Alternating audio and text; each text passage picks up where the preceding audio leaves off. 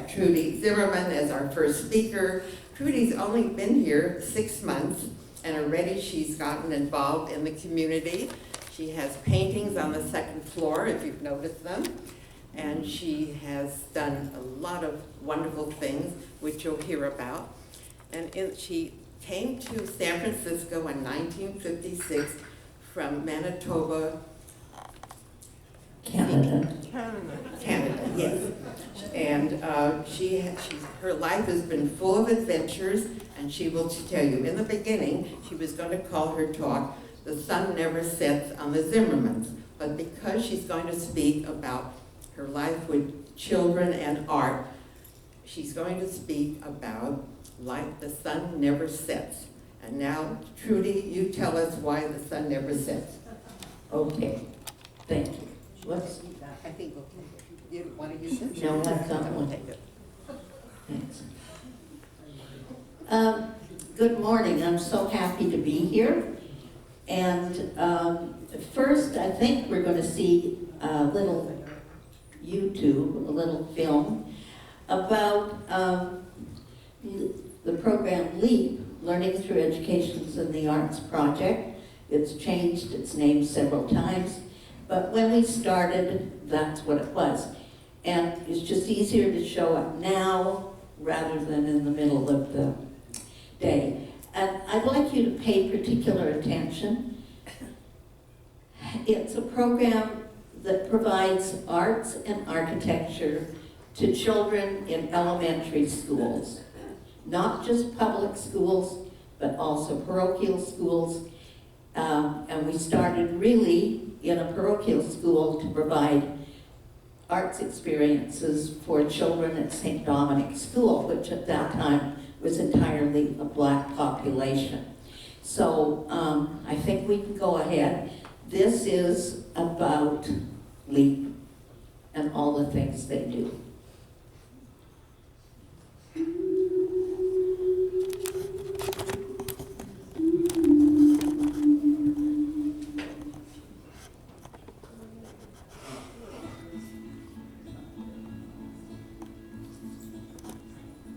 In 1979, California passed Proposition 13, dramatically cutting arts in elementary schools. In response, LEAP, Imagination and Learning, was founded to bring arts back into the classroom.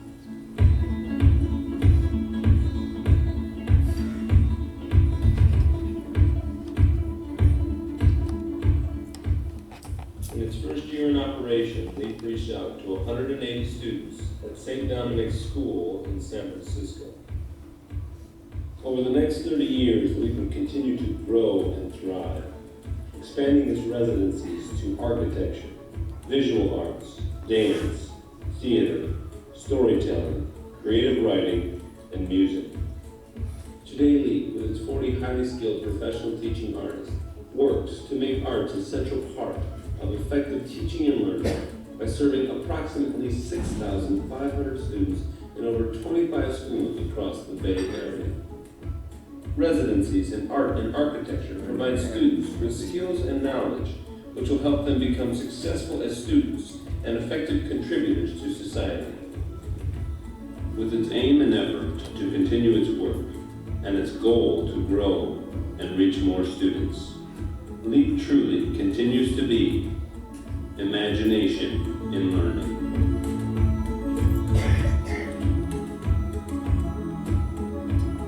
With every morning shore, you look around once more, so that your eyes will adjust to all the grain and dust.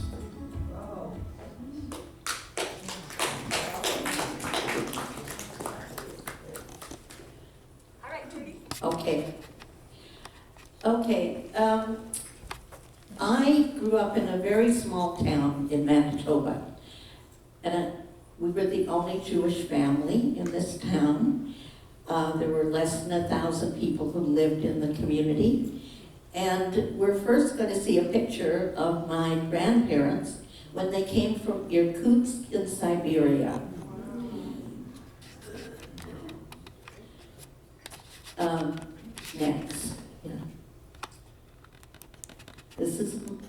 my brother, Jack, who's now quite a famous artist in Canada. He's a very famous artist in Canada. He makes pots. And he just, as you see, had his 81st birthday, and he celebrated by having an exhibit of 81 pots that he made over the past year. Next. When I first came to San Francisco, I worked in a co-op nursery school, the Telegraph Hill Co-op Nursery School, and I met dozens of families, many of whom are still close, and whose children, who still call me Miss Trudy, invite me for their 50th birthday parties, which is wonderful, and I see them all over the city. So that's great. So then this is next one. This is a picture of St. Dominic's School. This was the first year we started, 1979, and the thing that's unique about this program is, at least in the beginning, everything was integrated with classroom curriculum. So it was learning how to do things and how other artists do things and use various skills. So this was actually a classical tapestry that children wove in the school that you probably may have noticed in the video. There was a picture of finished tapestry, and I think it still hangs at St. Dominic's. Next. These are some children working in architecture, learning how to develop structure, how architects use structure to stabilize buildings. And that's what this was. They were making rods out of newspapers, and it went way high. I want to say 6 feet high, but it was much more than that. Okay. Now, in order to support this program, we needed to have something that would provide funding.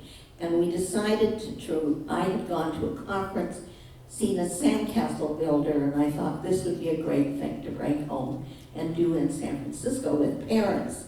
But when I brought it to my board, they said, no, let's do it for architects. Let's do a sandcastle contest for architects. And that's, the first one was in, I think, 1983. We had 10 teams at Aquatic Park. Everybody got 10 feet of beach space, and it was off. And it turned out to be an incredibly impressive public relations device. That still continues. They've now had the 30th Sandcastle contest. I'm not sure if we've got a picture of what it looks like now, but it's all over the beach. If you go on YouTube, you can see one, the latest one, which was done with a drone flying over the ocean beach. If you look for LEAP, you'll find it. And it's, now they raised almost the entire amount of money that they need for the annual budget. Not just the architects provide funding, but they put together teams of engineers, electricians, all of the industries that are involved in building in the city. So it's a wonderful event. If you've never been to it, how many of you have ever been to the Sandcastle contest? Oh, several. Yeah, good. It's wonderful. It's an ocean beach, and it is terrific. Okay, next. We did various things in the community. Ghirardelli Square was renovating their tile, and they wanted something to put around the barriers. And so they asked if we would do murals, and they gave us big pieces of board. We had an artist working with kids, talking about and learning about flowers, how flowers grow. And so this was the result of one of them. Okay, next. Then, in the early 90s, I went to San Jose because San Jose wanted the same kind of program. And I worked with the City of San Jose Cultural Arts Program, and we developed a program in the schools in the arts. And at about the same time, Highway 85 was about to open, and they wanted some spectacular event to open it, and they asked if we would do something, and I had been to the chalk painting in Marin County, and so I suggested we do a chalk painting on the freeway, and so that's what happened. We got many businesses involved, and they brought their teams together, and they did paintings, not paintings, chalk paintings on the freeway. It's gone now, but it was great. Then, I then started doing a lot of traveling for various reasons, but this was mostly because my kids were, by this time, grown out of college, and I had friends in various places. One of them married an Egyptian architect, and I had gone to Israel for my 60th birthday. My kids gave me a trip, and my colleague from San Jose said, well, you're going to Jerusalem, why don't you come to Egypt and we'll show you Egypt. So I did, and this was one of the places I went. I never can pronounce her name, but it's Queen. That's the one. That's the one. That's her castle. They were still renovating it, and it was great. Next. My son became a Russian, got interested in Russia, and he went to school after Davis and after Wharton. He went to school at the University of Moscow. First the University of Leningrad, then the University of Moscow, and then I got to travel while he was doing this. I went to meet him, and we went to all these places. He got to go on student rates, and I didn't. Somebody paid my way, and I got to go. We went to Samarkand, to Bukhara, to Moscow, to Leningrad, and it was great. So now he's working then he went to London, and he now works in finance in London, international finance, works for a Swedish company, and he's having a great time. My other son, do I have another photograph? What's that? Oh, this was doing watercolors at the Grand Canyon, because I can't always travel, I have to do something. And one of the things I felt was, if I traveled, I should learn to do some art, because I had not done anything. So I learned to do watercolors, because it's portable, you can take it anywhere, and this other son that was in Moscow married a Brazilian woman, and I went to Brazil for the wedding and did my watercolors there. And then this was going to the Grand Canyon and doing watercolors there. Next. I was also involved in a number of arts activities in the Bay Area. I was on the board of the Bolinas Crafts Guild, and this was the 30th anniversary, and I was one of the exhibit coordinators, and I was a board member.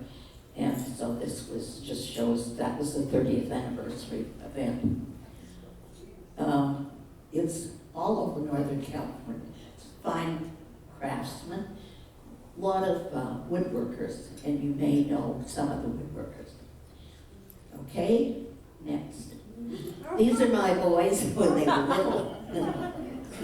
This is the iconic picture of our family.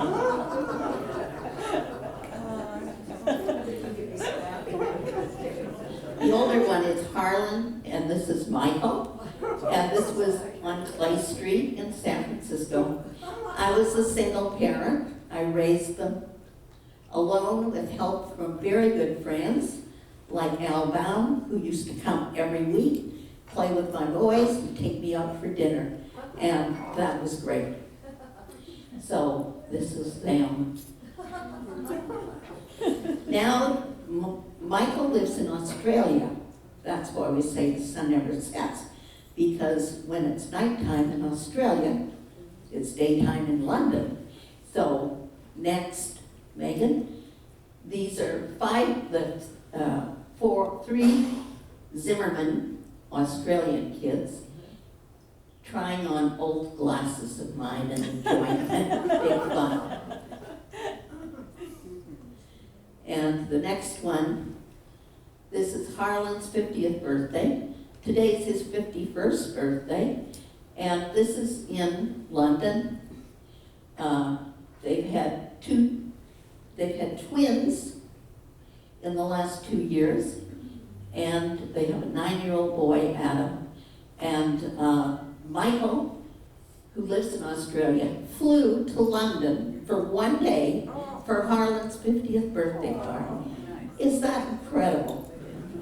So there's Michael holding Eric, and that's the story of the family. So thank you very much. I'd be happy to answer any questions.